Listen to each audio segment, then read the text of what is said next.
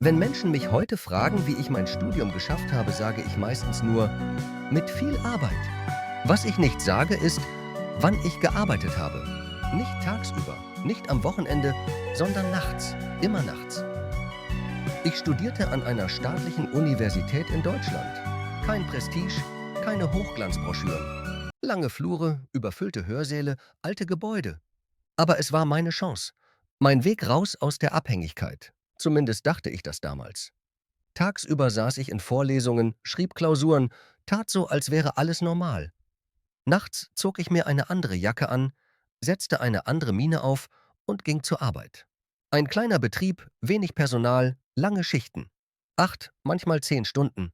Danach ein paar Stunden Schlaf, dann wieder Uni. So sah mein Leben aus. Ich erinnere mich an Nächte, in denen ich vor Müdigkeit kaum stehen konnte, Nächte, in denen ich mir Kaffee machte, nur um nicht einzuschlafen, Nächte, in denen ich mich fragte, ob das alles wirklich nötig war, ob andere auch so lebten. Und dann dachte ich an meine Schwester. Sie war jünger als ich. Nicht viel, aber genug, um immer noch als die Kleine zu gelten. Während ich lernte, Rechnungen zu bezahlen, lernte sie, das Leben zu genießen. Sie studierte nicht. Sie orientierte sich. Ein Wort, das in unserer Familie alles erklärte. Und nichts. Sie reiste viel. Mal hierhin, mal dorthin. Neue Kleidung, neue Taschen, neue Schuhe. Wenn ich sie traf, sah sie immer aus, als käme sie gerade aus einem Katalog. Entspannt, sorglos. Ich sagte mir, dass ich nicht neidisch sein durfte. Ich sagte mir, dass jeder seinen eigenen Weg geht. Ich sagte mir vieles. Meine Eltern versicherten mir immer wieder, dass alles fair sei, dass wir beide Unterstützung bekämen, dass ich mir keine Sorgen machen müsse. Und ich glaubte ihnen. Nicht, weil ich Beweise hatte, sondern weil ich ihnen glauben wollte. Es gab da dieses Konto, ein Treuhandkonto. Meine Großeltern hatten es eingerichtet, lange bevor ich überhaupt wusste, was Geld bedeutet. Es war für mein Studium gedacht, für genau diese Zeit. Ich hatte nie direkten Zugriff, aber ich wusste, dass es existierte. Dass es da war, falls es eng wurde. Deshalb arbeitete ich trotzdem. Weil ich unabhängig sein wollte. Weil ich niemandem zur Last fallen wollte. Zumindest redete ich mir das ein. Der Moment, in dem alles kippte, war unspektakulär. Kein Streit, kein Drama, nur eine E-Mail. Es war spät, vielleicht 2 Uhr morgens. Ich saß noch bei der Arbeit und überprüfte mein Online-Banking. Nicht aus Sorge, aus Gewohnheit. Und dann sah ich eine Abbuchung, die nicht zu meinem Alltag passte. Der Betrag war hoch, zu hoch. Ich klickte weiter und weiter und weiter. Was ich fand, fühlte sich an, als würde jemand langsam einen Vorhang aufziehen. Nicht abrupt, sondern Zentimeter für Zentimeter. Überweisungen. Regelmäßig. Immer ähnlich.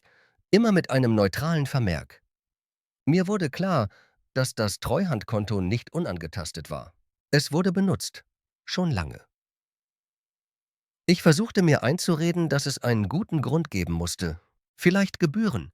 Vielleicht etwas Administratives. Doch tief in mir wusste ich, das hier war kein Versehen. Am nächsten Tag rief ich meine Mutter an. Ich stellte keine Anschuldigung. Ich fragte nur, ruhig, sachlich. Ihre Antwort kam zu schnell. Mach dir keine Sorgen. Dieser Satz traf mich härter als jede Wahrheit. Sie erklärte mir, dass meine Schwester Unterstützung gebraucht habe, dass es nur vorübergehend sei, dass Familie füreinander da sei, dass ich das doch verstehen würde. Ich hörte zu und spürte, wie etwas in mir zerbrach, denn plötzlich ergab alles Sinn. Die Reisen, die Kleidung.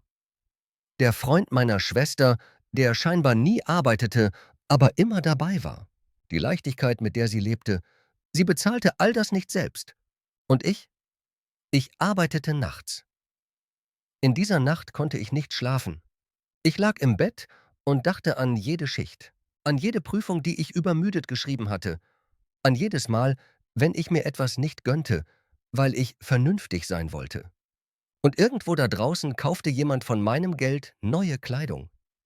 Ich begann genauer hinzusehen, alte Kontoauszüge, Gespräche, an die ich mich erinnerte, kleine Bemerkungen, die ich früher ignoriert hatte. Alles fügte sich zusammen. Das Schlimmste war nicht das Geld, es war die Selbstverständlichkeit. Niemand hatte mich gefragt. Niemand hatte es mir gesagt. Man hatte entschieden, für mich. Als ich meine Schwester darauf ansprach, reagierte sie nicht überrascht, nicht schockiert, sie war genervt. Das haben unsere Eltern geregelt, sagte sie, als wäre damit alles gesagt. In diesem Moment verstand ich etwas Entscheidendes. Für sie war das kein Diebstahl, es war einfach verfügbar. Und während ich nachts arbeitete, lebte sie ein Leben, das auf meinem Verzicht aufgebaut war. Nachdem ich die Wahrheit einmal gesehen hatte, konnte ich sie nicht mehr ungesehen machen. Es war, als hätte jemand das Licht eingeschaltet in einem Raum, in dem ich jahrelang im Halbdunkel gelebt hatte. Alles war noch da, die Möbel, die Stimmen, die Gewohnheiten, aber nichts fühlte sich mehr gleich an. Ich ging weiter zur Universität. Ich arbeitete weiter nachts.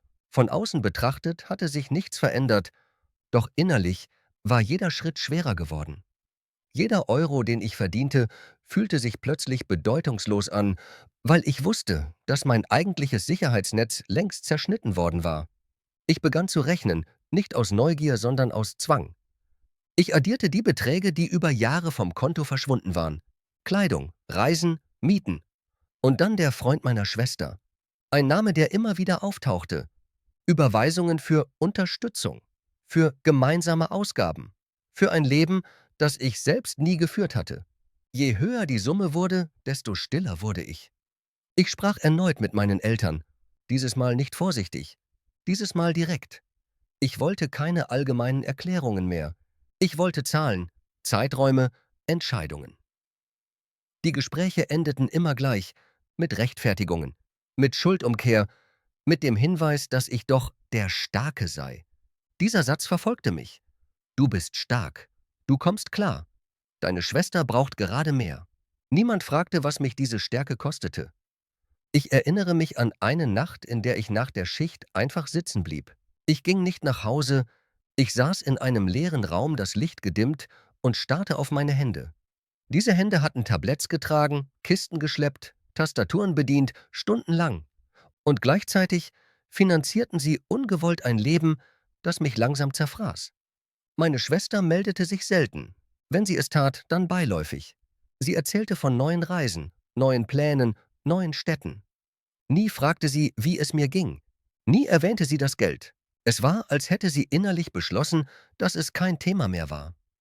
Ich begann Abstand zu nehmen. Erst emotional, dann real. Weniger Anrufe, kürzere Antworten, nicht aus Trotz, sondern aus Selbstschutz. Ich merkte, wie viel Energie es mich kostete, jedes Gespräch zu führen, ohne etwas zu sagen, das ich nicht zurücknehmen konnte. Gleichzeitig wuchs die Angst. Was, wenn das Geld nie zurückkam? Was, wenn mein Studium länger dauerte als geplant? Was, wenn ich krank würde? Fragen, die mich nachts wach hielten, während andere schliefen. Ich suchte Hilfe. Zuerst anonym. Beratungsstellen an der Universität. Menschen, die mir zuhörten, ohne emotional involviert zu sein. Dann juristische Beratung. Nicht, weil ich meine Familie anzeigen wollte, sondern weil ich verstehen musste, wo ich stand. Die Antworten waren nüchtern. Das Geld war zweckgebunden. Es hätte nicht einfach verwendet werden dürfen. Ich hatte Rechte. Diese Worte waren gleichzeitig erleichternd und erschreckend. Denn Rechte zu haben bedeutete auch, Entscheidungen treffen zu müssen. Und jede Entscheidung hatte Konsequenzen. Als ich meine Eltern darüber informierte, änderte sich der Ton. Aus Erklärungen wurde Ärger.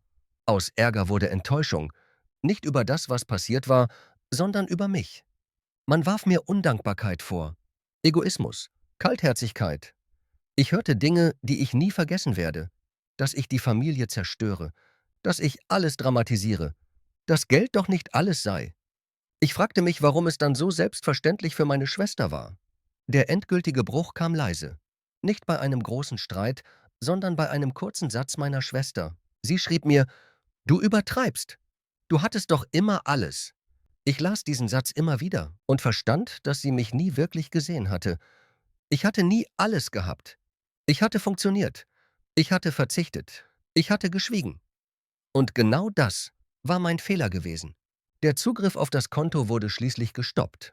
Nicht freiwillig, sondern nach langem Druck. Keine Entschuldigung, keine Einsicht. Nur ein Ende der Bewegung.